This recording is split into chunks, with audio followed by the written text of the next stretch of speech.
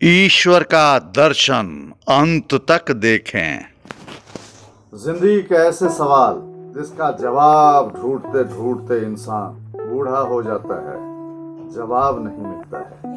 पर कुछ साधनाएं और आध्यात्मिक शक्तियां और चित्त को स्थिर करने वाले, मन को काबू करने वाले और प्राकृतिक नियमों को पालन करने वाले संत से दर्शन हो जाता है, तो उनसे आपके मन का द्वंद्व, आपके सवालों का जवाब आसानी से मिल जाता है।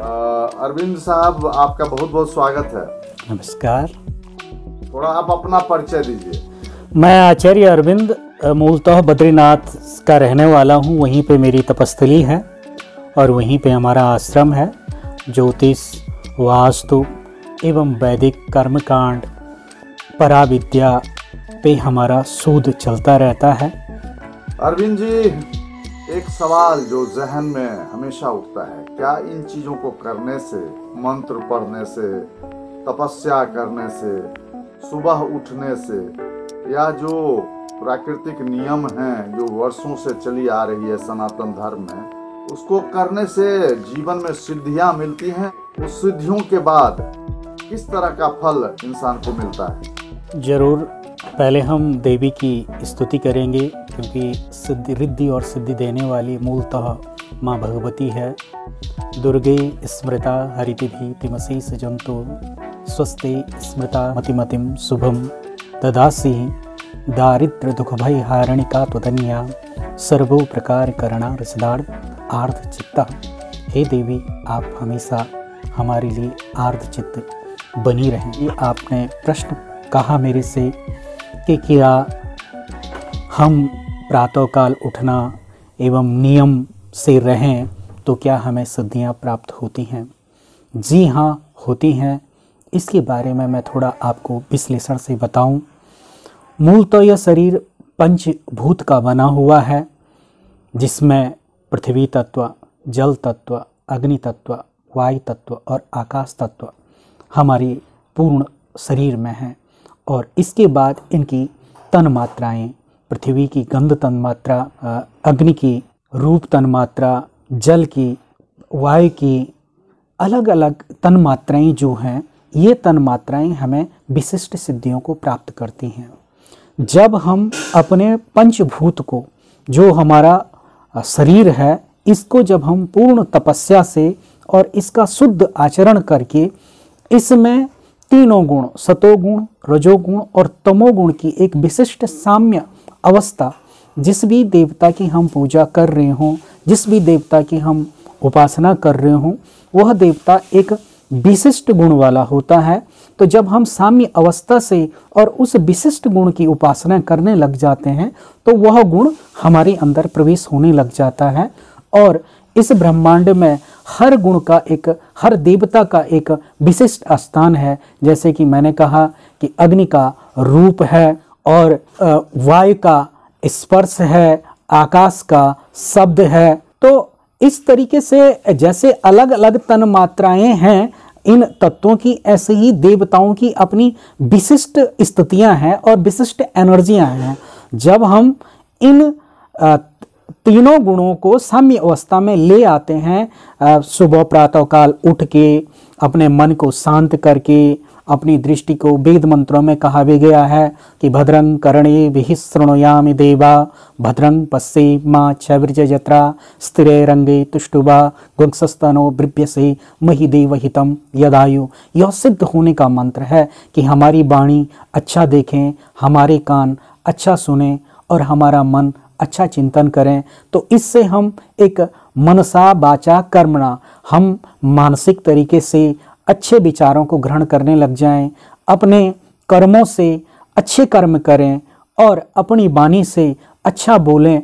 तो इससे हमारे अंदर ये जो तीनों गुणों की विशिष्ट अवस्थाएं हैं, कि हमारा क्रोधी हो जाना, हमारा लोभी हो जाना या हमारा निराश हो जाना, तो इन तीन गुणों में और इन तन मात्राओं में विक्षिप्तता आ जाती। इन सब क्रियाओं को पहले तो साम्य बनाया जाता है। साम्य बनाने के लिए आपको अपना नियम कि उठना, बैठना, खाना, सोना, ये सब आपका एक विशिष्ट रूटीन में होना चाहिए। आचार्य जी, मन तो बहुत चंचल है, तो ये तो होने नहीं देता है, साम्य अवस्था में आने नहीं देता है। देखो मैं आपको कह चुका हूँ, डायरेक्ट मन को मत साधिए, आप पहले शरीर को साधिए। क्या आप सुबह उठने का नियम तो अपना बना सकते हैं? आप उन भोज्य पदार्थों को, जो भोज्य पदार्थ तामस बढ़ाते हैं, उन भोज्य पदार्थों को आप अवॉइड कर सकते हैं। उनको खाना बंद करिए और कोशिश करिए कि अच्छी चीज़ें देखें, आप अच्छी चीज़ें सुनें।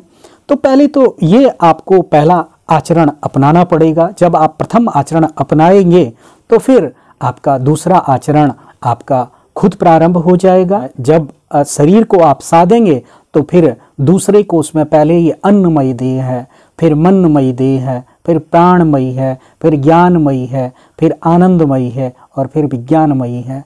तो प्रथम देह अन्नमयी है। इसलिए माँ भगवती से मैं इस कार्यक्रम के प्रारंभ होते वक्त ही आपको कह चुका हूँ कि देवी दुर्गा की स्तुति करें तो पहले अन्नमयी देह को पूर्ण और पुष्ट बनाएं, तभी हम अन्य कार्यों को कर पाएंगे। बहुत अच्छा आचार्य जी, ये देवी, बजरंगबली, रामचंद्र जी या शिव जी, इनकी आराधना से ये प्रकट होते हैं?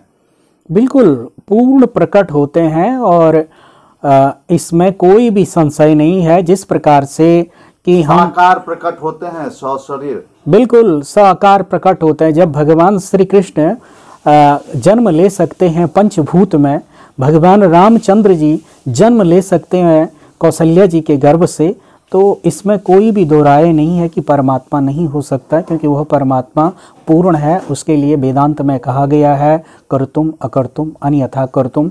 उसकी सत्ता में कहीं भी कोई भी ऊपर नीचे नहीं है। बहुत अच्छी बातें कही आचार्य जी आपने। परमात्मा प्रकट हो सकते हैं, ये सबसे बड़ी बात है और इस पे आपका पूरा विश्वास है, आप दावा करते हैं? बिल्कुल, मैं दावा नहीं कि परमात्मा होने के कारण ही मेरी वाणी यह बोल रही है और आप सभी मुझे देख पा रहे हैं। तो ये जो साक्षात्कार है यह भी परमात्मा का ही साक्षात्कार है। अन्यथा जब इस शरीर में प्राण नहीं रहेंगे तो यह वाणी नहीं बोल पाएगी। शरीर तो रहेगा लेकिन वाणी नहीं बोल पाएगी। नहीं, एक दृष्टिकोण जो है कि बजरंगबली दर्शन दे सकते हैं, अश्वत्थामा बहुत लोगों को मिले, ये क्या संभव है? ये सही है? बिल्कुल, कहा भी गया है कि अश्वत्थामा बलिर्व्यासो हनुमतस्य विभीषण कृपाचार्य परशुरामो सप्ते ते चिरजीवन। यह 7 चिरंजीवी, यह 7 चिरंजीवी हैं, जिसमें हनुमान जी भी देखे जा सकते हैं। और ये तो प्रत्यक्ष हैं, इनकी तो ये सशरीरी सामने हो जाते हैं। लेकिन जितने भी देव देवता हैं उन सब का साक्षात्कार अपने अंतःकरण में भी किया जाता है, और यदि उच्च कोटि का साधक हो तो वह साक्षात्कार भी करवा सकता है। आचार्य जी, आपने समय दिया मेरे चैनल को, बहुत बहुत आपका धन्यवाद। और आपसे कोई जुड़े, कोई सवाल करे और कोई कुंडली बनाए तो उसका आप अपना नंबर बता दीजिए ताकि लोगों को कुछ मदद मिल सके। मेरे से यदि आप सभी लोग मिलना चाहें तो मेरा व्हाट्सएप नंबर है 9871516095। आप सभी लोगों का बहुत बहुत स्वागत। आपका जीवन मंगलमय हो। प्रातःकाल हमेशा समय पे उठें और भगवान सूर्य को जल चढ़ाएं, क्योंकि भगवान सूर्य को विश्व तक्षु खसपते, यह विश्व की आत्मा है। उनको पूजिए और अपनी आत्मा को पुष्ट बनाइए। धन्यवाद, नमस्कार। अगला एपिसोड बहुत जल्द, नेक्स्ट वीक, और चैनल को लाइक, सब्सक्राइब, शेयर करना नहीं भूलें।